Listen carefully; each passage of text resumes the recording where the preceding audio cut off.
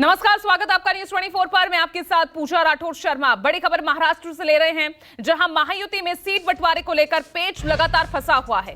फडणवीस और अमित शाह के बीच बैठक जो चल रही थी वो भी खत्म हो गई है। आपको बता दें कि यहां पर सीट शेयरिंग को लेकर जो आंकड़े सामने आ रहे हैं, एकनाथ शिंदे गुट ने 22 सीटों की मांग की है, अजित गुट ने 10 सीटों की डिमांड रखी है। अब ऐसे में किस तरह से सीटों के इस बंटवारे को लेकर किस तरह से जो मुश्किलें सामने आई है उसको संभालेंगे गृह मंत्री अमित शाह, इसी पर सबकी नजर है। आज देवेंद्र फडणवीस उनके साथ बैठक कर रहे थे। गृह मंत्री अमित शाह महाराष्ट्र दौरे पर हैं और बैठक हालांकि खत्म हो चुकी है। क्या कुछ निकल कर आता है ये देखना होगा, क्योंकि सीट शेयरिंग को लेकर यहां पर पेच सबसे ज्यादा इसीलिए फंसा हुआ है। एकनाथ शिंदे जो कि 22 सीटों की डिमांड कर रहे हैं, उधर 10 सीटों की डिमांड अजित गुट की तरफ से रखी गई है। इधर बीजेपी भी 30 से कम सीटों पर लड़ने का नहीं सोच रही है। अब ऐसे में किस तरह से सीट शेयरिंग को लेकर यहां पर जो अभी उलझन बनी हुई है वो सुलझेगी, इसी पर सबकी नजर है। तो महायुति की ये बैठक बहुत अहम हो जाती है इस बीच,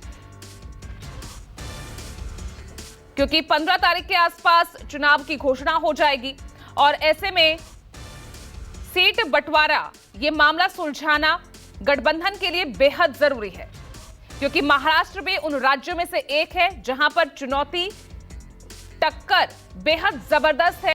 एक तरफ महायुति है, दूसरी तरफ महाविकास अघाड़ी है। तो गठबंधन वर्सेस गठबंधन की ये लड़ाई यहां पर सबसे ज्यादा चुनौतीपूर्ण है। और मुंबई का मैं सीधा रुख कर रही हूं, मेरे सहयोगी इंद्रजीत जुड़ रहे हैं मेरे साथ। इंद्रजीत, बैठक खत्म हो चुकी है, लग रहा है कि कुछ सॉल्यूशन निकल पाया है सीट शेयरिंग को लेकर?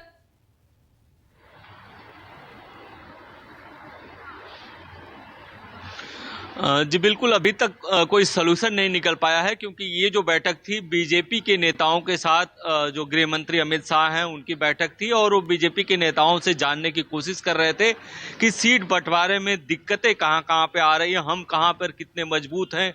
खासतौर पर अगर मराठवाड़ा की बात करें, विदर्भ की बात करें, तो वहां पर बीजेपी की स्थिति क्या है ये जानने की कोशिश कर रहे थे। और इसके लिए जो बीजेपी के महाराष्ट्र के वरिष्ठ नेता हैं देवेंद्र फडणवीस, इसके अलावा भागवत कराड़, ऐसे नेताओं से वो बैठक कर रहे थे और वो जानने की कोशिश कर रहे थे। इसके बाद वो दूसरे जिले में अपने दौरे में चले गए हैं, लेकिन जो असली बैठक का दौर शुरू होगा वो मुंबई में आने के बाद शुरू होगा, क्योंकि बताया जाता है कि शाम 9 बजे तक अमित शाह मुंबई आएंगे और यहाँ पर जो बैठक होगी उसमें जो महायुति के जो दूसरी पार्टियों के नेता हैं वो भी हो सकते हैं, जैसे शिंदे गुट की तरफ से एकनाथ शिंदे हो सकते हैं, इसके अलावा अजित पवार गुट की तरफ से वरिष्ठ नेता हो सकते हैं। उसमें सीट बंटवारे को लेकर फैसला होगा, क्योंकि जो मांग हो रही है वो मांग लगातार बढ़ रही है। महायुति में सीट बंटवारे को लेकर कोई फैसला नहीं हो पा रहा है। कल की अगर बात करें तो कल शिवसेना एकनाथ शिंदे गुट ने अभी 22 सीटों की मांग की। ऑन रिकॉर्ड उन्होंने 22 सीटों की मांग की कि पिछली बार हम 22 सीटों पर चुनाव लड़े थे, उसमें से 18 सीटें जीते थे और इसलिए हमको 22 सीटें मिलनी चाहिए। लेकिन अब 3 पार्टियों का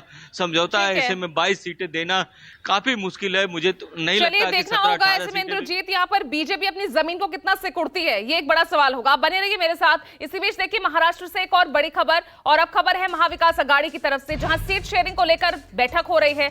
6 मार्च को महाविकास अघाड़ी का सीटों पर मंथन होगा। शरद पवार, उद्धव ठाकरे इस बैठक में शामिल होंगे। तो 6 मार्च को महाविकास अघाड़ी की सीटों को लेकर मंथन होगा। इंद्रजीत लगातार बने हुए हैं। इंद्रजीत, क्योंकि यहां सवाल सीट शेयरिंग को लेकर सिर्फ महायुति के सामने ही नहीं है, महाविकास अघाड़ी के सामने, एमवीए के सामने भी है। तो माना जाए, क्योंकि लगभग खबरें ऐसी आ रही है कि बात लगभग तय हो चुकी है सीट शेयरिंग को लेकर, 6 मार्च को एक औपचारिक घोषणा हो जाएगी।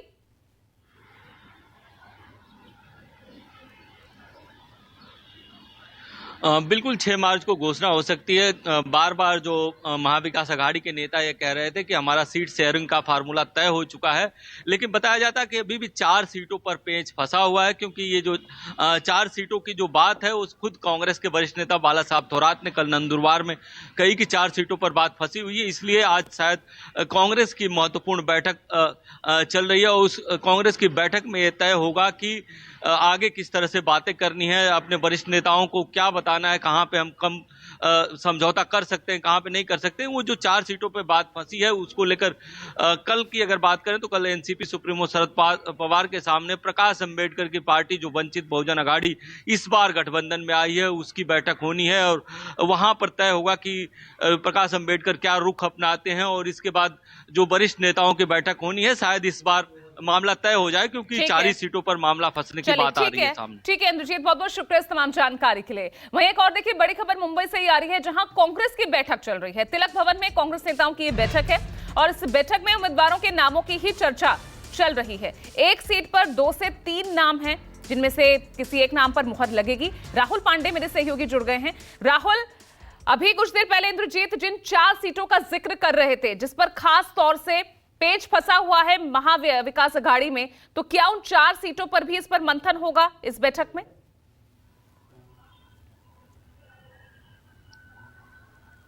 जी बिल्कुल, आप बता दें कि इस बैठक में जो है चर्चा की जा रही है लोकसभा सीट को लेकर, और जो अभी तक जानकारी मिली है उसके मुताबिक 10 बजे से कांग्रेस की बैठक दादर के तिलक भवन में जो है जारी है और ये शाम तक जारी रहेगी। इस बैठक में प्रदेश अध्यक्ष नाना पटोले भी मौजूद हैं, बाला साहेब थोराट भी मौजूद है, इसके अलावा जो पार्टी के वरिष्ठ नेता है वो मौजूद है। इसके अलावा जो जानकारी मिली है उसके मुताबिक कांग्रेस पार्टी ने 19 लोकसभा सीटों के जो जिले में पदाधिकारी हैं उन्हें इस बैठक में बुलाया है और हो सकता है कि इन जो 19 सीटें हैं उनमें जो है वहां से पार्टी का उम्मीदवार कौन होगा इसके नामों को लेकर जो है चर्चा की जा रही है और शाम तक हो सकता है कि कांग्रेस की ओर से उम्मीदवारों की सूची जो है वो दिल्ली भेज दी जाएगी। और रही बात महाविकास अघाड़ी में सीट बंटवारे को लेकर जो पेच फंसा है, जैसे कि इंद्रजीत ने बताया कि नंदुरबार में बाला साहेब थोराट ने कहा है कि 4 सीटों को लेकर पेच फंसा हुआ है। उनमें से एक सीट आपको बता दें तो वो कोल्हापुर की सीट है। कोल्हापुर से कांग्रेस पार्टी जो है छत्रपति शिवाजी महाराज के वंशज साहू महाराज को उम्मीदवार बनाना चाहती है, तो जबकि दूसरी तरफ शिवसेना यूबीटी इस सीट को छोड़ने को तैयार नहीं है, क्योंकि साल 2019 के लोकसभा चुनाव में यहां से शिवसेना के जो संजय मांडलिक वो चुनाव जीत कर आए थे। शिवसेना यूबीटी का कहना है कि हम साहू महाराज के लिए इस सीट को छोड़ देंगे, लेकिन साहू महाराज को इस सीट पर जो है शिवसेना यूबीटी के चुनाव सिंबल पर चुनाव लड़ना होगा। ये बयान खुद आज संजय राउत ने दिया था सुबह। तो जाहिर सी बात है उस कुछ 4 सीटों को लेकर पेच फंसा हुआ है, उसको जो है उस पेच को सुलझाने की कोशिश। कांग्रेस जो है अपनी लिस्ट यहाँ पर क्लियर करती है और उसी को लेकर ये बैठक यहाँ पर फिलहाल चल रही है। शुक्रिया आपका राहुल इस तमाम जानकारी के लिए।